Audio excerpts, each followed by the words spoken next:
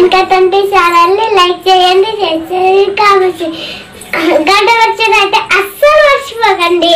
తెలంగాణ ఉద్యమంలో కాగడై పోరాడిన యోధుడు, నిరుద్యోగుల పేద ప్రజల తరపున గ్రామాల అభివృద్ధి కొరకు ప్రజా మద్దతుతో వస్తున్న యువ నాయకుడు, టీచర్, జర్నలిస్ట్. సమాజం కోసమే జీవితమన్నావు, జనమంతా సల్లగుంటే సాలనుకుంటావు, రాజు భేదమే వద్దన్నావు, యువకులనే రాజును చేస్తానంటావు, గ్రామాల కోసము పోరాటం చేస్తూ NK24 టీవీని స్థాపించావు. రామ్టెంకి శ్రీనివాసన్న రావాలన్నా, నువ్వే కావాలన్నా, బెల్లంపల్లి గడ్డ మీద గెలుపు నీదన్నా, తెలంగాణ ముద్దు బిడ్డ కదిలినాడన్నా మన శ్రీనివాసన్న, ఉద్యమాల కంచుకోట నీవేనన్నా.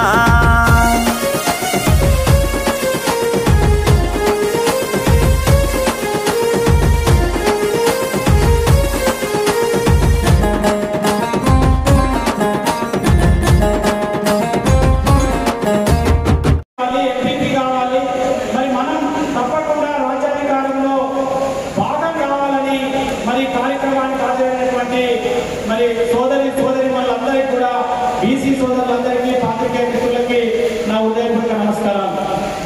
మరీ ముఖ్యంగా ఇంతకుముందు మల్లన్న చెప్పినట్టు నేను మల్లన్నకు సంబంధించిన క్యూన్యూస్కు సంబంధించిన మార్నింగ్ చర్చ రోజు చూస్తాం. ఎందుకంటే దానిలో కూడా మనకు కావాల్సినటువంటి సమాచారం, మనకు కావాల్సినటువంటి చైతన్యం అందించే ఏ కార్యక్రమాన్నైనా, అది బుక్ అయినా, టీవీ అయినా, అది పేపర్ అయినా, తప్పకుండా చదివే అలవాటు మొదటిగా మనందరం కూడా చేసుకోవాలి. మనకు తెలిసింది తక్కువ, తెలియాల్సింది ఎక్కువ. మరీ ముఖ్యంగా మరి ఈరోజు ఒకే ఒక అంశం, మనం గెలవాలని అనుకున్నప్పుడు అది జీవితంలో కానీ, మరి ఇప్పుడున్నటువంటి రాజకీయాల్లో కానీ, ఏ విషయంలోనైనా మనకు ముందుగా ఆత్మవిశ్వాసం ఉండాలి. నేను గెలుస్తాను, నేను ఈ దీనిలో విజయం సాధిస్తాను, నేను ఏం తక్కువ, నేను ఇతరుల కంటే ఏం తక్కువ కాదు, నేను ఖచ్చితంగా నాకు అర్హత ఉంది అనే ఒక ఆత్మవిశ్వాసం మొట్టమొదటిగా కలిగి ఉండాలి. ఆ తర్వాత తప్పకుండా రాజకీయాల్లో ఉన్న ప్రతి వ్యక్తి ప్రజల కేంద్రంగా ఆలోచించాలి. ప్రజల కేంద్రంగా ప్రజలు ఏం కోరుకుంటున్నారు, ప్రజలకు ఏం కావాలి, ప్రజలకు ఏ విధంగా మరి వాళ్ళకి దగ్గరైతే మనల్ని వాళ్ళు తప్పకుండా మనకు ఓటేస్తారనే ఒక విషయాన్ని గ్రహించాలి. నేను ఒక చిన్న ఉదాహరణ చెప్తా. నేను 2014లో అంటే 2006లో కాంగ్రెస్ ప్రభుత్వం ఉన్నప్పుడు తెలుగుదేశం పక్షాన మండల పరిషత్ అధ్యక్షునిగా ఎన్నికైంది. ఆ రోజు రాజశేఖర రెడ్డి గారు చాలా బలంగా ఈ రాష్ట్రంలో ఆరోగ్యశ్రీ కానీ, ఫీజు రియంబర్స్మెంట్ కానీ 2004లో వచ్చిన తర్వాత 6లో చాలా సంక్షేమ పథకాలు తీసుకొచ్చారు. సరే అయినా కూడా నాకు ఆత్మవిశ్వాసం ఉంది, ప్రజల మధ్యలో ఉన్నాం. అక్కడ జనరల్ అయినా కూడా ఆ జనరల్లో మనం ఎంపీ అయినాం. అది కాక ఇంకా కొత్తగా అంటే మీకందరికీ ఈ రోజు మళ్ళీ చెప్పినప్పుడు ఒక విషయం చెప్పాలని వచ్చిన ఇక్కడికి. 2014లో తెలంగాణ ఉద్యమం సొప్పండ వర్గాలు 4 కోట్ల మంది ప్రజలు తెలంగాణ ఉద్యమంలో ఉన్నారు.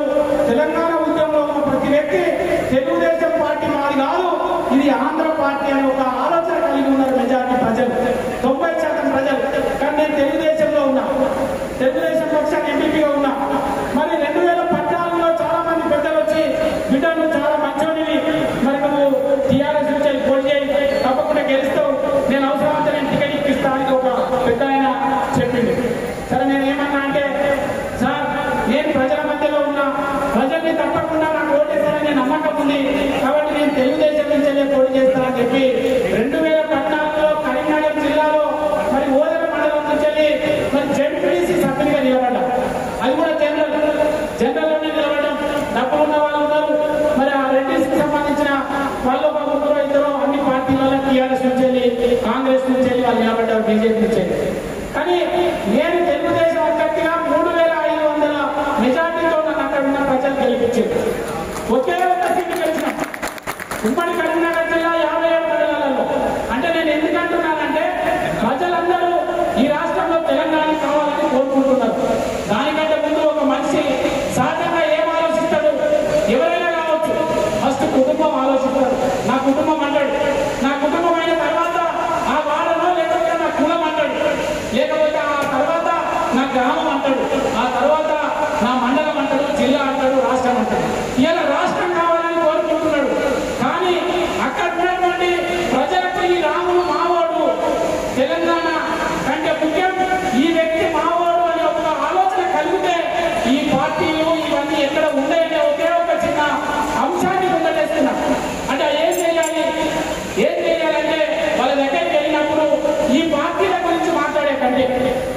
పార్టీలను ఎత్తుకునే కంటే, ఈ పార్టీల గురించి మాట్లాడే కంటే వాళ్ళ యోగక్షేమాలు అడిగేవాడిని.